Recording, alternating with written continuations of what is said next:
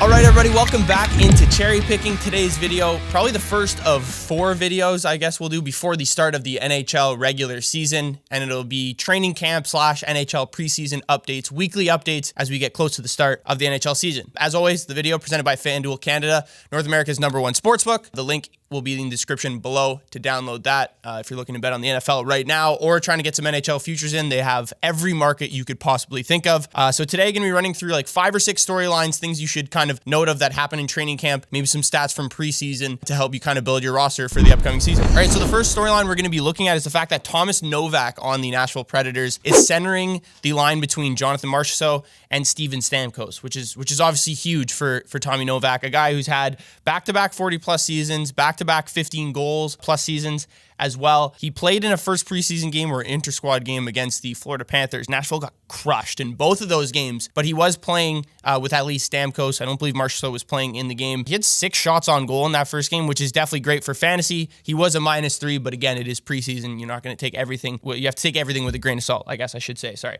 But Tommy Novak last year, like the thing I mentioned as why this is a bigger storyline, I don't know who else is going to play center on this Nashville Predators second line, because the first line of Ryan O'Reilly, Nyquist, and Forsberg, I don't think they're really going to switch up much this year, which leaves Novak to play with Marchessault and Stamkos. I mean, like, who else are you going to play in your second line spot right now? It's either Michael McCarron or Colton Sissons. Obviously, O'Reilly and Novak might, switch at some point, but I don't think that's really going to be the case. So it's all the opportunity in the world for Tommy Novak, a guy last year who was actually 4th in WAR on the Predators. So a guy who's very valuable to this Nashville team. Someone that Andrew Burnett will keep in, high-profile situations. Maybe not first power play because there's just a lot of star power on this team now, but he could be a guy that leads that second power play unit, which I also see now that Brady Shea's on, a guy who is a focal point of the second power play unit in Carolina as well. So last year, Tommy Novak's 5-on-5 on-ice shooting percentage was about like 9%, which was the lowest of his 3 seasons in the NHL. I think you're going to see that number go up to 12% if he's playing with Marchessault and Stamkos all the time at 5-on-5. So Tommy Novak, he's not getting drafted right now.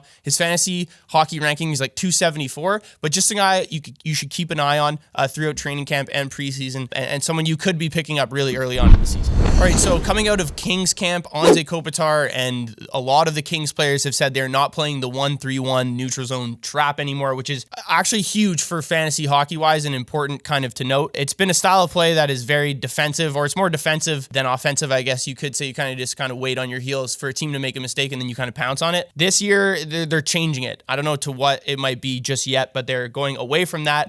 It's part and reason why I've talked about it before, but part and reason why these Kings goalie stats have been so good over the past 3 seasons on netminders that you wouldn't think would have like really good stats. Cam Talbot, David Riddick, Phoenix Copley even. And I mentioned it about Darcy Kemper in a video I've already done this year, but if they're not playing this style, that could hurt. I wouldn't say throw that idea totally out of into the garbage with the fact that they're changing their style of play, but it's definitely something to kind of keep your eye on. It is, however, great for all the forwards on LA and the potential that this forward group does have if they're playing a more aggressive offensive style, which I think is what we will see play or happen. You got to figure that a guy like Quinton Byfield will be amazing in this style of offense. Kevin Fiala, Adrian Kempe continue to play with Anze Kopitar, and then Trevor Moore as well. The question marks are the things you should look at for each one of these forwards, despite, like, obviously they're all going to probably get a little bit of a boost, but which one's the best? I would probably say obviously Kempe is still the best, considering he's been a little bit more consistent over the past 2 seasons than the other kind of guys that I mentioned. Also, we'll continue to play with Kopitar in that first line with, at this point, daily faceoff has LaFerriere there, which I could see happening throughout the season. But now that second line, you have Byfield and Fiala on there with Fogle. How will Byfield fare without Anze Kopitar and Adrian Kempe? I think is a big question mark heading into the season. I still think Byfield is a breakout candidate this year to have an extra breakout, like that 70, 80 plus point season. And then Trevor Moore, how effective will that third line be? Because it was really effective last year, but now you have, Deneau at that center spot, and it looks like Akil Thomas on the other side of the wing there. So definitely a good thing if you have stock in LA forwards and heading into the draft. Keep an eye on those guys a little bit later in the draft that you kind of want to pick, because I think their stock only rises with this new system they're going to be implementing. All right, so the next storyline that's coming out of Vancouver is Thatcher Demko's injury, and what Elliot Friedman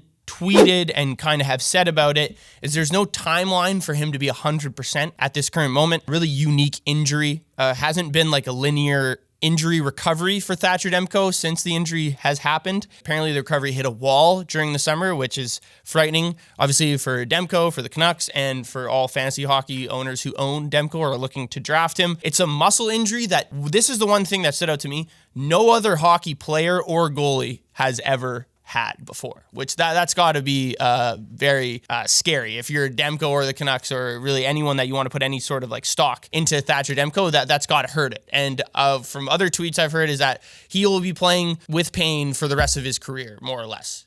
Is kind of the group of tweets or what I've read is what's coming out of Thatcher Demko's kind of camp at this point. So unfortunate for Demko, but it does mean Artur Silovs, his stock is going to go up in fantasy for sure. Right now, Yahoo's has him ranked around 350th. His ADP is 165, so people are already thinking, we might not see Demko or a full healthy Demko of him playing 30 games, let's say. So Silovs is going to be a pretty good option. He was pretty solid in the playoffs for sure. Decent in the regular season when he needed to play. I think another offseason under his belt in training camp will certainly help, playing up with the big club for sure for the full training camp, this year. And Vancouver's very solid defensively, returns a really solid team. A team I think will still be competitive in the Western Conference. So a goalie that will get wins. I'm not putting him in my top 25 because there's still a lot of question marks around the Canucks, but definitely you got to drop Demko and a guy you're going to be looking to not draft anymore with your drafts coming up. All right, so our storyline coming out of Vegas, Victor Olofsson is getting the first crack at the first line on the Golden Knights with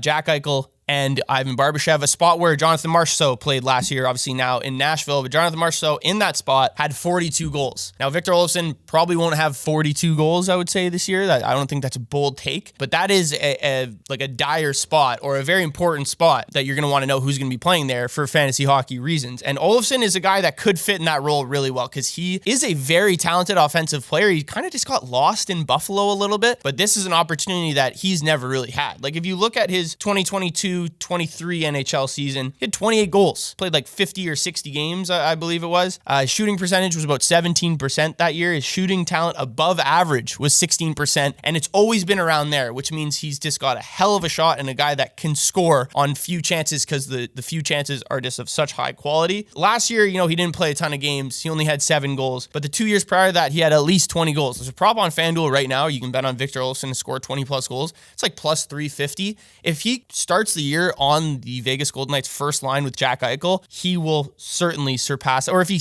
plays at least 50 games, let's say, or 60 games on this first line with Jack Eichel and Ivan Barbashev, he will definitely score 20 goals. I will be confident in saying that. He's not getting drafted right now. His fantasy hockey ranking is like 305. I don't know if I'm jumping to draft him, but a guy that I could take a risk on at the end of my drafts, especially in deeper leagues, because I don't think a lot of people know where this guy kind of stands in terms of fantasy hockey. And if he gets this opportunity with Vegas, he's going to be an absolute stud. All right, the last storyline we're going to be looking at is also in Vegas, and it's going around Thomas Hertl. Thomas Hertl getting acquainted in Vegas this year. Last year got traded at the deadline, was coming off an injury, didn't really do much in the regular season, didn't really do much in the playoffs. I think we're going to see a much better Thomas Hertl this year, especially, I like the line he's playing on with Mark Stone and Dorofeyev, I believe that's how you pronounce it. Michael Russo wrote a really interesting article about that on The Athletic, how, it took him a little bit to get acquainted, but now, he's become pretty good friends with Mark Stone and lives in a similar neighborhood to him. His former teammate is assistant coach on Vegas or his former teammate, Joel Ward, is assistant coach on the Vegas Golden Knights as well. So a little bit easier for him to get acclimated after, coming off an injury, coming into a completely new team where last year he played on 9 different line combinations with 11 different players. Like, that can't be easy. He only scored 1 goal in the playoffs, had like 10 or 12 shots, had 4 points in 6 regular season games with Vegas as well, which isn't terrible, but, a very similar situation that Jack Eichel actually came into when he joined Vegas, coming off or rehabbing, an injury, coming back and having a lower point production than you're used to in that first half of the season that you play. But then the next year, Jack Eichel found his footing. Obviously, Vegas has had a ton of success since then. And I think Hertl will have the same type of success that we saw he had in San Jose for so many years. I think we're going to see Hertl get back to that 60 to 70 point player that we didn't really see last season in between his time with San Jose, who was so bad. And then the injury happened, and then his few games with Vegas. I think we see Thomas Hertl play 70 games this year, especially on that line with Mark Stone. We can definitely see him have a 70-plus point season. All right, so those are 5 or 6 kind of storylines to note of from week 1 of training camp and the NHL preseason. Let me know what you guys thought of the video. Shout out to FanDuel Canada for sponsoring it. Be sure to like, comment, and subscribe, and I'll see you guys in the next video.